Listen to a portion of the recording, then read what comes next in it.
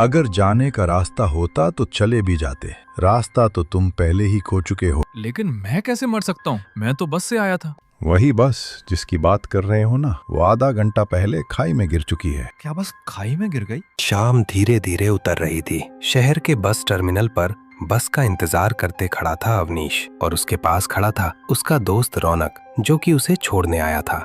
लेकिन अवनीश, अचानक इस कड़ाके की ठंड में उस गांव जाने की क्या जरूरत पड़ गई, वो भी ऐसा अजीब सा खत मिलने के बाद। अरे रौनक, मैं खुद हैरान हूँ। दादा को गुजरे कितने साल हो गए और आज अचानक गांव से चिट्ठी आई है। किसी जायदाद को लेकर उलझन है। मुझे खुद ही जाके देखना पड़ेगा। अब क्या करूं बता। जाना तो पड़ेगा ही। लेकिन अभी जाएगा, दिन में निकलता तो अच्छा रहता। मौसम देख रहा है, कोहरा छाने लगा है। हाईवे पर ऐसे मौसम में कितने एक्सीडेंट होते हैं, तुझे पता है ना। अरे छोड़ ना, इतना डर क्यों रहा है? इतने लोग आ जा रहे हैं, आराम से पहुंच जाऊंगा। और रात की बस के ड्राइवर तो पक्के होते हैं। वैसे भी गांव के सर्द रात देखने का शौक बहुत दिनों से था मुझे। ठीक है भाई, जैसा तू ठीक समझे। थोड़ी देर में बस आई और अवनीश बस में चढ़ गया। धुआं छोड़ती हुई बस कोहरे से ढके रास्तों की ओर निकल पड़ी। गांव की गलियां घने कोहरे में डूबी हुई थी, जैसे आसमान से सफेद चादर उतरकर धरती पर बिछ गई हो। दृश्यता इतनी कम थी कि अपना हाथ भी साफ दिखाई न दे। चारों ओर सन्नाटा। शहर की चहल पहल छोड़ अवनीश इस अनजान गांव में आ तो गया, लेकिन बस से उतरते ही वो रास्ता भटक गया। उत्तर की ठंडी हवा उसके शरीर को चीरती हुई हड्डियों तक उतर रही थी। कच्चे रास्ते पर दोनों ओर घने जंगल थे। वो चलता जा रहा था, बस चलता ही जा रहा था।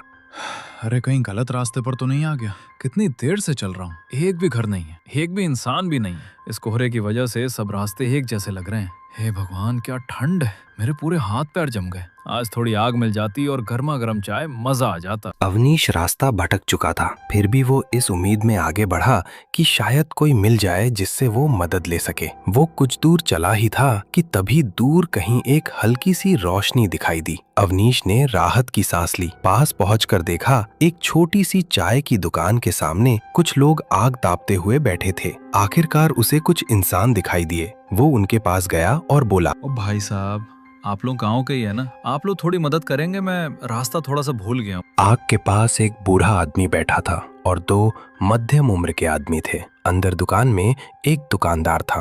उनके कपड़े अजीब तरह से पुराने लग रहे थे। क्या मैं यहाँ आग के पास बैठ सकता हूँ? बहुत ठंड लग रही है। हाँ बेटा, बैठ जाओ। गांव की सर्द रात में आग ही तो सबसे बड़ा सहारा है। अवनीश वहीं पास में बैठ गया। शहर से आए हुए लगते हो। इतनी रात को इस सुनसान गांव में क्या करने आए हो? हाँ, शहर से ही आया हूँ।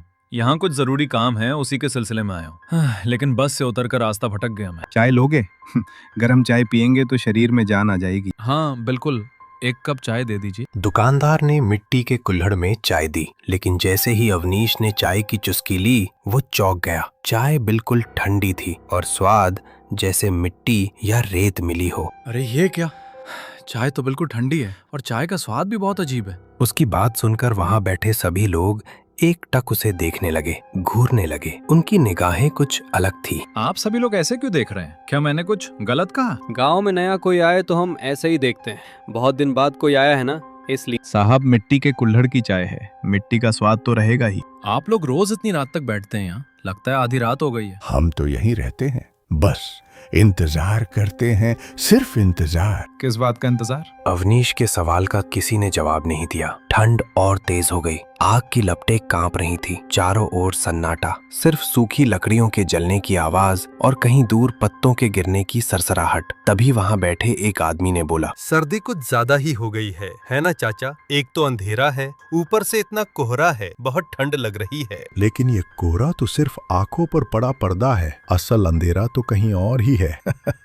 दोनों की बातों का सिर पैर कुछ भी समझ नहीं पाया अवनीश। आग की लपटें जलते जलते कांप रही थी। चारों तरफ सन्नाटा था, सिर्फ सूखी लकड़ियों के जलने की आवाज और बीच बीच में पेड़ों के पत्तों के गिरने की सरसराहट के अलावा कुछ भी सुनाई नहीं दे रहा था। तभी उस सन्नाटे को तोड़ते हुए मोहन चाचा फिर से बोलना शुरू करते हैं। क्यों रे, कहानी सुनोगे तुम लोग? कौन सी कहानी चाचा? भूत प्रेत की है क्या? ऐसी बातें इस वक्त जुबान पर नहीं लाते हैं। भूत है या नहीं ये तुम खुद ही तय कर लेना। सुनो तो, एक कड़ाके की सर्द रात में आग तापते हुए चार आदमी बैठे थे। आग के पास बैठकर वे आपस में बातें कर रहे थे। तभी उनके उस महफिल में एक मेहमान आ पहुंचा। वो शहर से आया हुआ लग रहा था। वो भी आकर उनके साथ बैठ गया और सब मिलकर बातें करने लगे। तभी अचानक एक सियार जोर से चिल्ला उठा। चाचा के इतना कहते ही सचमुच कहीं पास से सियार की आवाज गूंज उठी। अरे अरे, अभी अभी तो सच में सियार बोला। मोहन चाचा की महफिल में ऐसा अक्सर होता है। मोहन चाचा फिर बोले। ठंड बढ़ती जा रही थी और अचानक घना कोहरा उन सबको घेरने लगा। कुछ अजीब सी आवाजें आने लगी। जैसे ही उन्होंने ये कहा, कोहरा और घना हो गया, आवाजें आने लगी। ये क्या हो रहा है? आप जो बोल रहे हैं वही सच हो रहा है। मुझे तो अब डर लग रहा है। इसमें डरने की कोई बात नहीं। प्रकृति अपनी कहानी खुद कहती है, हम तो बस जरिया हैं। मुझे तो अब बिल्कुल भी अच्छा नहीं लग रहा। तब से आप लोग कैसी कैसी अजीब बातें किए जा रहे हैं। ये सब क्या सच में सिर्फ इत्तेफाक है या आप लोग मुझे डराने की कोशिश कर रहे हैं? अरे डरने की कोई बात नहीं है। कहानी तो अभी बस शुरू ही हुई है। तुम डरो मत। रात विरात जब कहानी होती है तो थोड़ा बहुत ऐसा माहौल तो बनता ही है ना। नहीं, मैं अब उठता हूँ। रात बहुत हो गई है। बस आप मुझे थोड़ा रास्ता दिखा दीजिए। किधर जाना होगा? अरे बैठो बैठो, कहानी का अंत सुने बिना ही चले जाओगे क्या? अवनीश के सीने के अंदर अजीब सा डर उठने लगा। मैं डर नहीं रहा, लेकिन चाचा आपकी कहानी काफी अजीब है। मेरे आने के बाद से जो कुछ यहाँ हो रहा है, आप वही कहानी में कह रहे हैं या फिर आप जो कह रहे हैं वही हो रहा है? ये सब कैसे हो रहा है मुझे नहीं पता, लेकिन कहानी में ये भी हो सकता है कि क्या हो सकता है? हाँ तो सुनिए, मान लो कहानी में ऐसा हुआ कि अचानक बुझती हुई आग की लौ भड़क कर तेज हो गई। आग सच में धीमी पड़ चुकी थी, लेकिन जैसे ही अवनीश ने ये बात कही, अचानक सामने जलती आग तेज हो गई। देखो देखो, कहानी में जो कहा गया वो सच भी हो गया। आप तो अच्छी कहानी बना लेते हैं। लेकिन आप सब हंस क्यों रहे हैं? मेरी आंखों के सामने इतनी अजीब घटना हो रही है और आप लोग हंस रहे हैं। डरने की क्या बात है? जैसा आप चाहे हैं वैसा ही तो हुआ है। ये तो और मजे की बात है। आग की रोशनी में सब साफ दिखता है। जब आग भड़क ही गई है तो एक बार हमें ध्यान से देख लो। आग की लपटें ऊंची हुई। अवनीश ने ध्यान से उनकी तरफ देखा और देखते ही उसका खून जम गया। उन सब के चेहरे धीरे धीरे काले, विकृत, भयानक होते जा रहे थे। अवनीश बुरी तरह डर गया। ये क्या हो रहा है? आप लोगों के चेहरे ऐसे क्यों हो रहे हैं? नहीं, मैं जरूर गलत देख रहा हूँ। गलत नहीं, सब सच है। बाकी कहानी नहीं सुनोगे क्या? बस कीजिए आप लोग, मैं कुछ नहीं सुनना चाहता अब। शांत हो जाओ, अंत तो सुनना ही होगा। और कहानी का अंत ये है, शहर से आया वो लड़का कभी घर वापस नहीं जा पाएगा। ये सुनते ही अवनीश जोर से चौंक उठा। अब उसे सब समझ आ चुका था। कहानी का वो लड़का असल में वही था। मोहन चाचा उसी की कहानी सुना रहे थे। ये क्या कह रहे हैं आप? मैं घर वापस क्यों नहीं जा पाऊंगा? क्योंकि तुम्हारे लौटने का रास्ता पहले ही बंद हो चुका है। इसका मतलब क्या है? आप लोग हैं कौन? सच सच बताइए, क्या आप लोग डाकू हैं? कैसी बातें कर रहे हो?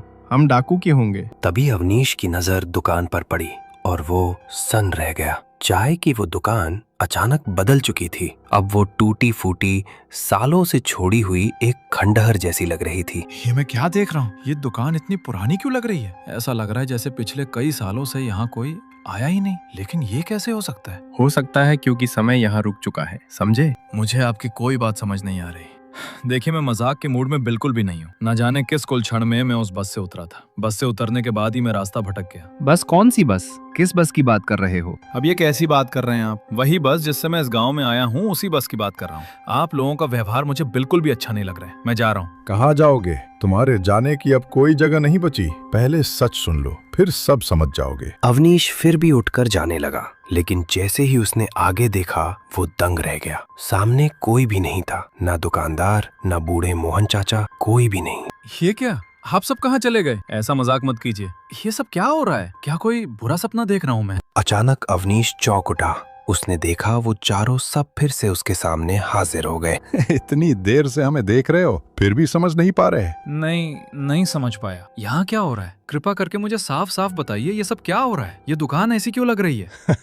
दुकान तो बरसों पहले बंद हो गई और हम भी इस दुनिया से बहुत पहले जा चुके हैं। मतलब आप लोग मर चुके हैं? फिर मैं किन लोगों के साथ बैठकर आग ताप रहा था? किसके हाथ की चाय पी रहा था? आग की गर्मी तुमको बस महसूस हो रही थी। यह तो बरसों से आग नहीं जली है, लेकिन आज सिर्फ तुम्हारे लिए हमको आग जलानी पड़ी है। मरने के बाद बहुत ठंड लगती है ना, इसलिए। मेरे लिए आग जलाई, मरने के बाद ठंड लगती है, ये कैसी बातें कर रहे हैं आप? मतलब आप कहना क्या चाहते हैं? मैं भी ठीक समझे, यहाँ जीवित लोग नहीं आते। नहीं, मुझे ऐसा डराइए मत। मैं जा रहा हूँ। अगर जाने का रास्ता होता तो चले भी जाते, रास्ता तो तुम पहले ही खो चुके हो। लेकिन मैं कैसे मर सकता हूँ? मैं तो बस से आया था। वही बस जिसकी बात कर रहे हो ना, वो आधा घंटा पहले खाई में गिर चुकी है। क्या बस खाई में गिर गई? मुझे तो कुछ याद भी नहीं है, मैं तो बिल्कुल ठीक हूँ। कुछ ही पल बाद अवनीश ने महसूस किया उसका शरीर धुंधला पड़ने लगा है। ये क्या हो रहा है मेरे साथ? मेरा शरीर गायब क्यों हो रहा है? शुरू में ऐसा ही होता है, डरो मत। आज से तुम भी हमारे साथ रहोगे, तुम भी हमारी तरह इस कोहरे में फंस चुके हो। लेकिन आप लोग कैसे मरे? वो एक दर्दनाक कहानी है। बहुत साल पहले जब हम जिंदा थे, दूसरों के खेतों में काम करते थे या कम मजदूरी में मेहनत करके रोजी कमाते थे, और दिन के अंत में हमारी महफिल जमती थी इसी चाय की दुकान पर। लेकिन सारी गलती हमारे गांव के मुखिया की थी। वो मेरी दुकान के लिए हर महीने जबरदस्ती चंदा मांगता था। मैंने देने से मना कर दिया। उसी दुश्मनी में उसने मेरी दुकान में आग लगवा दी। तेरी कोई गलती नहीं थी, तू तो उस रात दुकान में सो रहा था। मुखिया के आदमियों ने रात में आग लगाई और तू अंदर ही फंस गया। और उस रात हम लोगों का काम खत्म होते होते बहुत देर हो गई थी, इसीलिए हम लोग इस रास्ते से लौट रहे थे। तभी हम लोगों ने देखा कि दुकान में आग लगी हुई है और ये ससुरा अंदर फंसा हुआ है। हम तीनों उसे बचाने के लिए आग में कूद पड़े, लेकिन इसको बचाने के चक्कर में हम खुद ही जलकर राख हो गए। अवनीश अब कुछ नहीं बोला। उसने चुपचाप अपनी किस्मत को स्वीकार कर लिया। धीरे धीरे सबकी परछाइयां कोहरे में खुलने लगी। उस उजड़ी हुई चाय की दुकान के सामने फिर से गहरा सन्नाटा उतर आया।